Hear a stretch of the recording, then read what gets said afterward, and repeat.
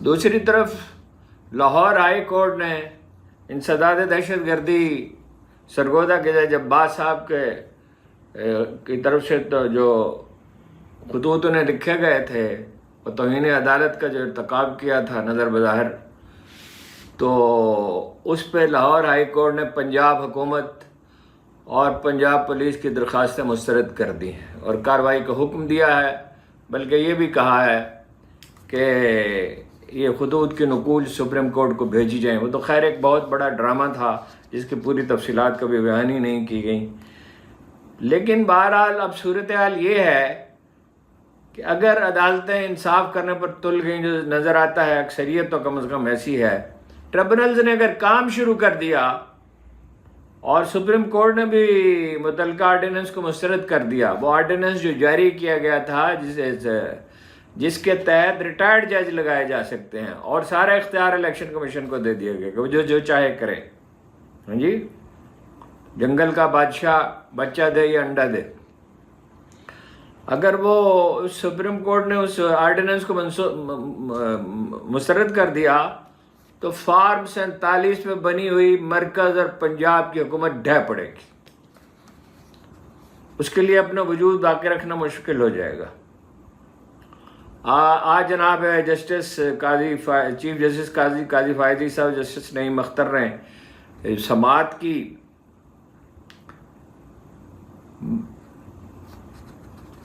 جیسا کہ میں نے عرض کیا کہ 12 جون کو ٹریبونلز کی تشکیل کے احکامات صادر کیے تھے، الیکشن کمیشن اس کی مزاحمت کر رہا تھا۔ 14 جون کو الیکشن کمیشن نے chief justice Lahore high court کے فیصلے کو سپریم کورٹ میں چیلنج کر دیا۔ الیکشن کمیشن کے وکیل نے آج دلائل دیتے ہوئے کہا کہ 14 فروری کو الیکشن کمیشن نے تمام ہائی کورٹس کو لکھا تھا کہ وہ ٹریبونلز کے نام تجویز کریں،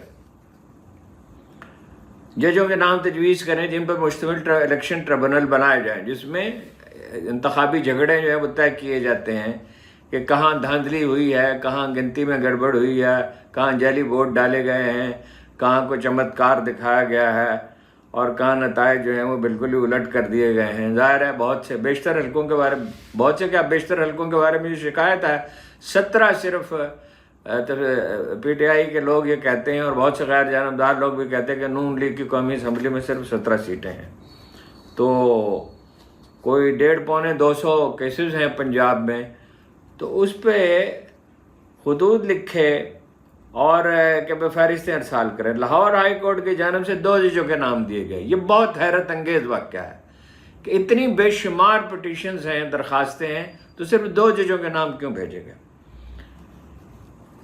تو الیکشن کمیشن نے اس کا نوٹیفیکیشن جاری کر دیا۔ 26 اپریل کو 2 مزید ججوں کا نوٹیفیکیشن جاری کر دیا گیا۔ 4 ٹریبونلز کی تشکیل تک تو کوئی تنازع نہیں تھا۔ اس کے بعد چیف جسٹس نے جب مزید 6 ججوں کا تقرر کیا تو اس پہ الیکشن کمیشن نے اس کی مزاحمت شروع کی۔ چیف جسٹس قاضی فائد عیسیٰ نے آج پوچھا کہ چیف الیکشن کمشنر اور لاہور ہائی کورٹ کے چیف جسٹس ایک دوسرے سے ملاقات کیوں نہیں کر سکتے تھے؟ کیا ہر چیز کو متنازع بنانا ضروری ہے؟ اور الیکشن کی تاریخ پر بھی تنازع تھا صدر اور الیکشن کمیشن کے درمیان۔ جسٹس نعیم اختر صاحب نے کہا کہ الیکشن کمیشن نے تمام ہائی کورٹس کو خطوط لکھے، کہیں کوئی تنازع نہیں ہوا، لاہور ہائی کورٹ میں ایسا کیوں ہوا؟ اور بلوچستان ہائی کورٹ میں تو کارروائی تقریباً مکمل ہونے کے قریب ہے۔ چیف جسٹس صاحب نے کہا کیا یہ کوئی انا کا مسئلہ ہے؟ سمجھ میں نہیں آتا کہ الیکشن کمیشن نے chief justice Lahore high court سے بات کیوں نہ کی۔ دونوں آئینی ادارے ہیں اور الیکشن کمیشن ہر بار متنازع کیوں ہو جاتا ہے؟ ہر بار کہا یا شاید یہ کہا کہ الیکشن کمیشن متنازع کیوں ہو جاتا ہے؟ قائم مقام صدر یوسف رضا گیلانی کی طرف سے جاری کیے صدارتی آرڈیننس پر چیف جسٹس نے سوالات اٹھائے، بنیادی قسم کے سوالات اٹھائے۔ انہوں نے کہا اگر آرڈیننس سے کام چلانا ہے تو پارلیمنٹ کی ضرورت کیا ہے؟ اسے بند کر دیں۔ آرڈیننس پارلیمنٹ کی توہین ہے، انسلٹ ہے، جب پارلیمنٹ موجود ہے اور وہ قانون سازی کر سکتی ہے تو آرڈیننس کیوں جاری کیے جائیں؟ آئین بالکل واضح ہے، الیکشن ٹریبونلز کا اختیار الیکشن کمیشن کو حاصل ہے۔ الیکشن کمیشن کے وکیل نے کہا کہ وہ آرڈیننس کا دفاع نہیں کر رہے، یہ بڑی دلچسپ بات ہے، انہوں نے کہا وہ آرڈیننس کا دفاع نہیں کر رہے۔ چیف جسٹس نے کہا سپریم کورٹ میں کیسز میری ذمہ داری ہے، آپ اپنی کمزوری کو بنیاد نہ بنائیں۔ چیف جسٹس صاحب نے پوچھا کہ ریٹائرڈ ججز کا قانون کب بنایا گیا؟ یعنی ہمیشہ سرونگ ججز فیصلہ کرتے تھے، انہی پر مشتمل ٹریبونل بنائے جاتے تھے، اور روایت یہی تھی کہ جو ہائی کورٹ کے چیف جسٹس تجویز کر دے اسی کو قبول کر لیا جاتا تھا۔ تو انہوں نے کہا یہ ریٹائرڈ ججز والا قانون کب بنایا گیا؟ صدارتی آرڈیننس کے ذریعے قانون کو بدلا کیسے جا سکتا ہے؟ ایک طرف پارلیمنٹ نے قانون بنایا ہے، قانون کے بعد آرڈیننس لایا کیسے جا سکتا ہے؟ وجہ کیا تھی؟ کیا ایمرجنسی تھی؟ الیکشن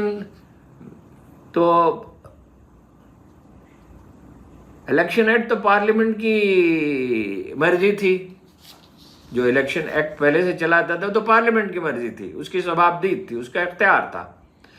آرڈیننس کس کی خواہش تھی؟ الیکشن کمیشن کے وکیل نے کہا پارلیمنٹ کے وقت یقیناً زیادہ ہے، انہوں نے اعتراف کیا اس کا۔ چیف جسٹس صاحب نے کہا مگر اس آرڈیننس کے ذریعے ہائی کورٹ کے فیصلے کی نفی کی گئی، اسے مسترد کر دیا گیا۔ چیف جسٹس صاحب نے سوال کیا آپ کو لاہور ہائی کورٹ کے کچھ ججز پر تحفظات ہیں، ریزرویشنز ہیں ان پر؟ ججوں کے بارے میں ایسے ریمارکس کو یعنی تحفظات کے اظہار کو ہرگز بالکل قطعاً تسلیم نہیں کیا جائے گا۔ پارلیمنٹ میں قانون سازی کے بعد آرڈیننس کہاں سے آ گیا؟ کوئی ایمرجنسی ہوتی تو بات سمجھ میں آتی۔ چیف جسٹس صاحب نے بیرسٹر سلمان اکرم راجہ سے سوال کیا کیا انہوں نے آرڈیننس کو چیلنج کیا ہے؟ سلمان اکرم راجہ صاحب نے کہا بیرسٹر سلمان اکرم راجہ نے لاہور اور اسلام آباد کی ہائی کورٹس میں چیلنج کر دیا ہے۔ چیف جسٹس صاحب نے کہا مختلف ہائی کورٹس میں کیوں؟ آرڈیننس کا اطلاق تو پورے ملک میں ہوتا ہے۔ سپریم کورٹ نے پی ٹی آئی کے 9 امیدواروں کو فریق بنانے کی استدعا بھی منظور کر لی، اور اٹارنی جنرل سمیت جتنے متعلقہ فریق ہیں سب کو نوٹس جاری کر دیے ہیں۔ چیف جسٹس نے کہا ہم الیکشن کمیشن کو chief justice Lahore high court سے چیف جسٹس سے مشاورت سے روک نہیں رہے، اور اب مشاورت ہوگی نئے چیف جسٹس کے ساتھ، اور زیادہ امکان یہ ہے کہ پیر کے دن وہ اپنے عہدے کا حلف اٹھائیں گے۔ وہ تو آ رہے ہیں، اپنا پرانے چیف جسٹس جو ہیں وہ تو اب سپریم کورٹ میں آ رہے ہیں۔ دوسرا، جیسے میں نے آپ سے عرض کیا، دوسرا بہت ہی اہم عدالتی فیصلہ جو ہے وہ چیف جسٹس ملک شہزاد احمد خان نے کیا۔ انسداد دہشت گردی عدالت سرگودا کے جج عباس صاحب کی دھمکیوں کے معاملے پر توہین عدالت کیس میں پنجاب حکومت نے اور پنجاب پولیس نے جو وضاحت پیش کی تھی وہ انہوں نے مسترد کر دی۔ اب اس واقعے کو یاد کیجئے، پولیس نے عدالت کو جانے والے سارے راستے ہی روک دیے۔ اس دن عمر ایوب کو اور کچھ اور لوگوں کو بھی عدالت نے طلب کر رکھا تھا۔ اب یہ ایک مسئلہ ہے کہ عمر ایوب ہوں یا شاہ محمود قریشی ہوں، صنم جاوید کا قصہ اور عالیہ حمزہ کا تو خیر کلاسیکل ہے، وہ بیک وقت 9 مئی کو بہت سے شہروں میں موجود تھے۔ یعنی ایک آدمی کراچی میں بھی ہے، لاہور میں بھی ہے، راول پنڈی میں بھی ہے، میاں والی میں بھی ہے، پشاور میں بھی ہے، ہر کہیں وہ موجود ہے، اور وہ مقدمات تو بہرحال درج ہو گئے، اب انہیں پیش ہونا تھا۔ اب وہ وہاں پہنچے، وہاں وہ کھڑے رہے، اور انہیں پولیس نے بتایا کہ سیکورٹی کا مسئلہ ہے، آپ اندر نہیں جا سکتے۔ عجیب و غریب بات ہے، وہ کہتے رہے عمر ایوب کہ ہم ریاست ہیں، میں اپوزیشن کا لیڈر ہوں، آپ مجھے روک نہیں سکتے، مجھے عدالت میں پیش ہونا ہے۔ لیکن پولیس نے کہا جی ہمیں اوپر سے حکم دیا گیا ہے، یہ اوپر سے ایک حکمت ہے، آپ اندر نہیں جا سکتے۔ حتیٰ کہ دوسرے قیدی جو جن کا تعلق 9 مئی سے نہیں تھا، جنہیں اس دن پیش انہیں بھی اجازت نہیں دی گئی۔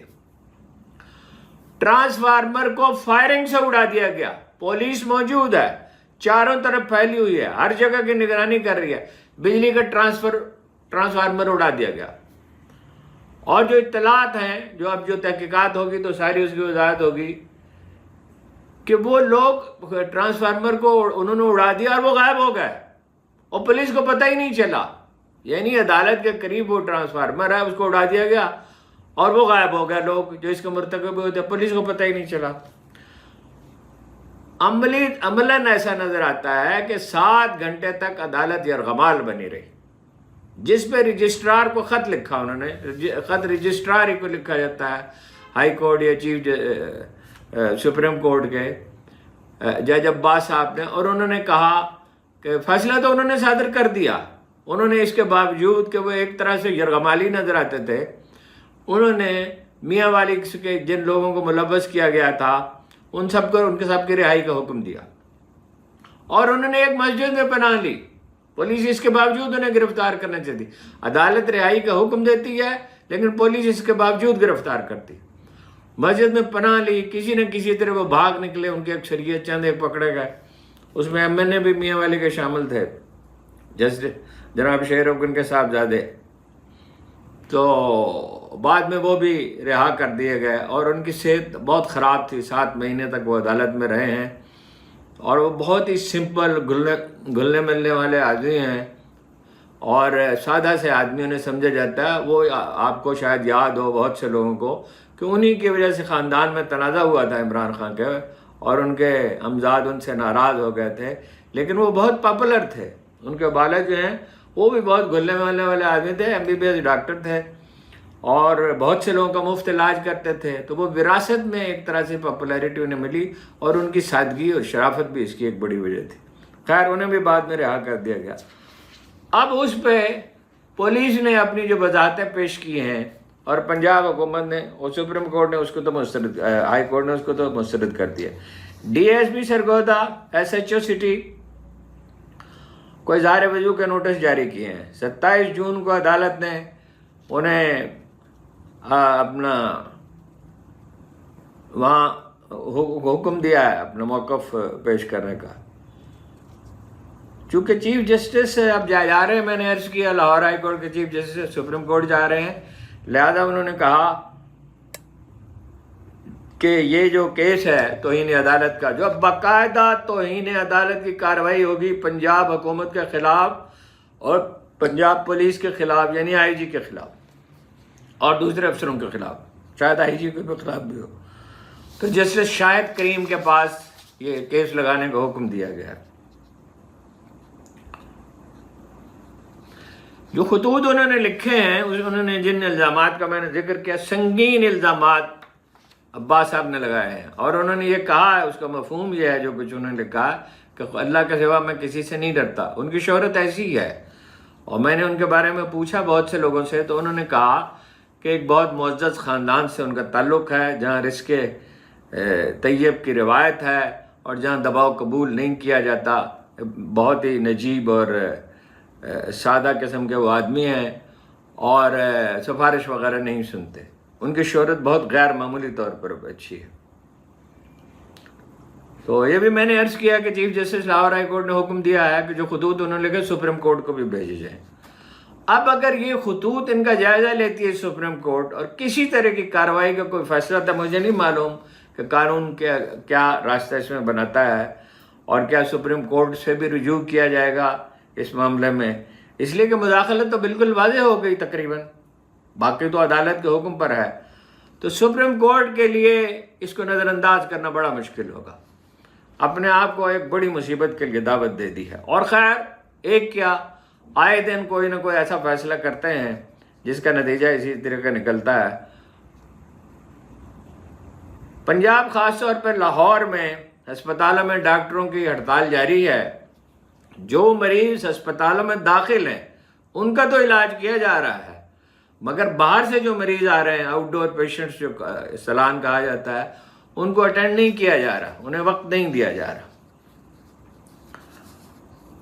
ساہیوال ٹیچنگ ہاسپٹل کے سینئر اساتذہ، head of the departments, professor صاحب، ایسوسیٹ پروفیسر، انہوں نے ایک مشاورتی اجلاس کیا، باہم مشورہ کیا اور فیصلہ کیا کہ وہ اپنے عہدوں سے مستعفی ہو جائیں گے. جب انہوں نے یہ فیصلہ کیا تو medical officer, junior doctors house officers یعنی جو زیر تربیت ڈاکٹر ہیں، جو ہیں تو ڈاکٹر ہی، تربیت وہ MBBS کا امتحان دے چکے ہوتے ہیں، لیکن تربیت کے لیے، ٹریننگ کے لیے وہ اسپتالوں سے وابستہ ہوتا ہے، انہوں نے بھی اس کے بعد فیصلہ کیا کہ وہ بھی مستعفی ہو جائیں گے۔ پھر نرسوں نے بھی یہی فیصلہ کیا، میڈیکل سٹاف نے بھی فیصلہ کیا، 4 درجن کے قریب لوگ ہیں جنہوں نے مستعفی ہونے کا فیصلہ کیا، اور یہ فیصلہ ہے تشدد کے خلاف۔ ایک تو گرفتاری کی گئی، دوسرا تشدد کیا گیا۔ سوال یہ پیدا ہوتا ہے، مسئلہ کیا تھا کہ وہاں آگ لگی اور نقصان پہنچا، کوئی جانی نقصان بھی ہوا، تو وہ اپنے آفس میں بیٹھا ہوا کالج کا پرنسپل اور یا چلڈرن ہاسپٹل کا انچارج یا سینئر پروفیسر یا ڈاکٹر جو آپریشن کر رہے تھے یا مریضوں کو دیکھ رہے تھے، ان کا کیا تعلق تھا آگ لگنے سے؟ یہ تو ہسپتال کی جو انتظامیہ ہوتی ہے، کوئی مینیجر قسم کا کوئی بھی جو بھی آدمی ہوتا ہے، اس کی ذمہ داری تھی۔ وہ چیف منسٹر صاحبہ وہاں تشریف لے گئی، گرفتار کیا گیا، ہتھکڑیاں لگائی گئیں، جیل بھیجو ان کو۔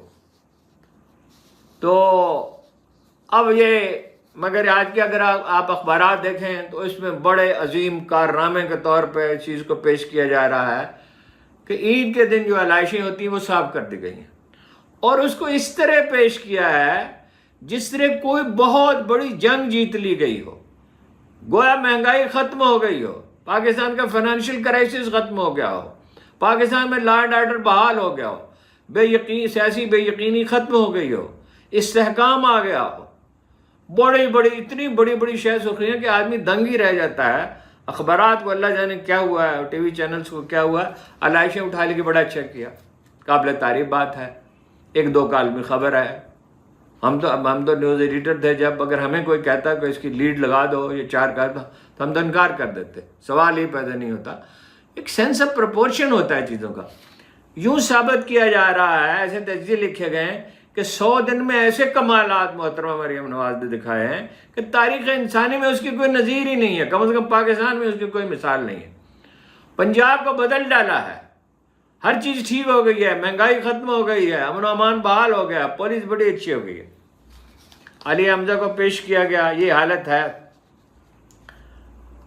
اپنا انسداد دہشت گردی کی عدالت میں 7 دن کا ریمانڈ مانگا پولیس نے اور دے دیا۔ اب آپ دیکھیے کہ کئی دن سے کیا ہو رہا، علی حمزہ اور صنم جاوید کو صبح سورج نکلتے ہی یہ ایسی گرمی ہے کہ خدا کی پناہ، یعنی کوئی مثال نہیں ملتی۔ پچھلے 40 برس میں 45 برس میں نے نہیں دیکھا کہ اسلام آباد کی ٹوٹیوں میں پانی گرم آتا ہو۔ تھوڑی دیر کے لیے دھوپ ہوتی ہے یہاں، یعنی گرمی کی شدت جو ہے وہ تھوڑی دیر کے لیے ہوتی ہے، 10-11 بجے سے لے کے 4-5 بجے تک، مگر ٹوٹیوں میں پانی گرم ہو گیا ہے۔ اس کہہ کے، اور گجرانوالہ کی گرمی اور پولوشن، اس میں انہیں بٹھاتے ہیں گاڑیوں میں، سارا دن دھوپ میں کھڑا رکھتے ہیں اور کھانے کے لیے کچھ نہیں دیتے، بعض اوقات پانی بھی نہیں دیتے۔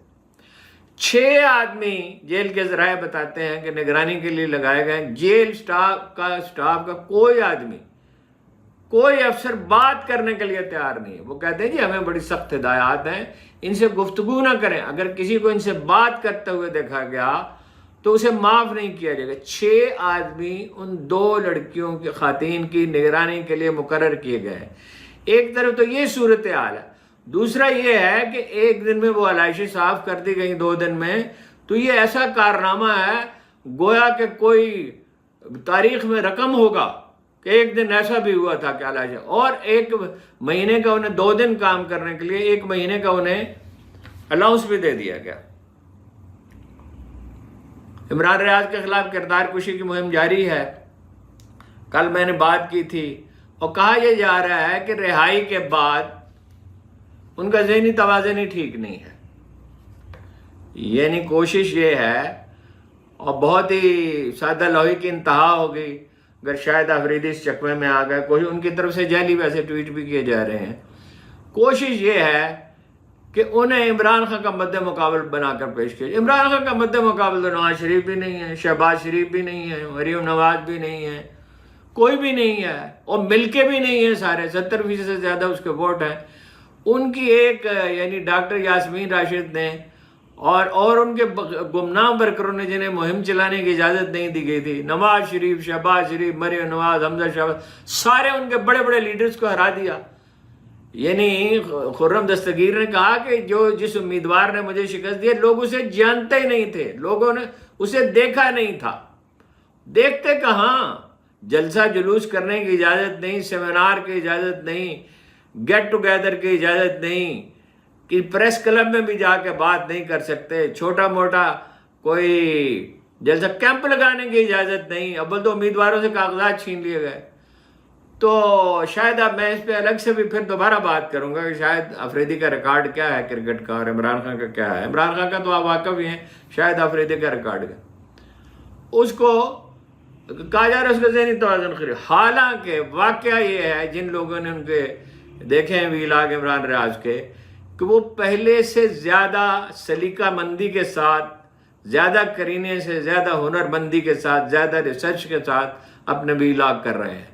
البتہ یہ ہے کہ ایک آدمی جس کی فطرت میں کھل کر بات کرنا ہے، وہ بزدلی کا ارتکاب تو نہیں کر سکتا۔ اور شاہد آفریدی پہ تنقید ایسا کون سا واقعہ ہے؟ شاہد آفریدی نے بھی جواب میں ان پہ بہت تنقید کر دی۔ اب یہ مہم کس لیے چلائی جا رہی ہے؟ اور اس کے بعد فطری سوال وہی ہے جو کل میں نے پوچھا تھا، ایک طرف آپ حد تک عزت کے قانون بنا رہے ہیں، یعنی اگر کسی سے شکایت ہوگی کسی اخبار نویس سے یا ویلاگر سے، تو سب سے پہلے تو اسے 30 لاکھ روپے جرمانہ ادا کرنا ہوگا، پھر اس کے مقدمے کا فیصلہ ہوگا، بے پناہ اختیارات، اور اس کو چیلنج بھی ویسے کر دیا گیا۔ دوسری طرف حالت یہ ہے کہ مہم چلاتے ہیں ایک اخبار میں، اس کا کیا بگڑے گا؟ عمران ریاض کا کیا بگڑے گا؟ اس وقت صورتحال یہ ہے کہ سارے بڑے معروف ویلاگرز کے جو 2 3 4 آدمی ہیں، وہ مجموعی طور پر جتنے لوگ انہیں سنتے اور دیکھتے ہیں اس سے زیادہ تنہا عمران ریاض کو دیکھتے ہیں۔ اب اس میں اور اضافہ ہوگا، یہ آپ نوٹ کر لیجئے، میرا اندازہ ہے، بہرحال کوئی غیب کا علم تو کوئی نہیں رکھتا، اب اس میں اور اضافہ ہوگا، یعنی اگر 7 لاکھ آدمی دیکھتے تھے تو 8 لاکھ آدمی دیکھیں گے۔ جتنا آپ فوکس کریں گے کہ اخبار نویس پہ اور کسی پولیٹیکل ورکر کو جتنی عزیز، جیسے صنم جاوید کو لیڈر بنا دیا، صنم جاوید اب لاہور، گجرانوالا، گجرات، راول پنڈی، جہاں سے چاہیں، کراچی سے بھی شاید، جہاں سے الیکشن میں حصہ لیں وہ جیت جائیں گے۔ اور الیکشن تو ایک دن ہونا ہے، بکرے کی ماں کب تک خیر بنائے گی؟ افسوس لوگ جو ہیں وہ عبرت حاصل نہیں کرتے، سبق نہیں سیکھتے، سمجھنے کی کوشش نہیں کرتے۔ جو کہا جاتا ہے تاریخ کا سبق یہ ہے کہ کوئی اس سے سبق نہیں سیکھتا۔ تو یہی تھے امپورٹنٹ موضوعات، اور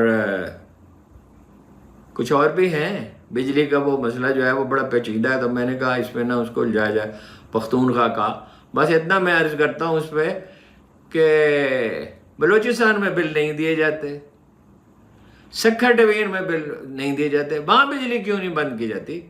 بجلی تو کنڈے لگانے کی اجازت نہیں دینی چاہیے اور بل تو وصول کرنے چاہیے۔ اگرچہ یہ جو 2-3 گنا بل ادا کرنے پڑ رہے ہیں، اس کے ذمہ دار تو نواز شریف صاحب ہیں، شہباز شریف صاحب ہیں، زرداری صاحب ہیں، محترمہ بے نظیر بھٹو ہیں۔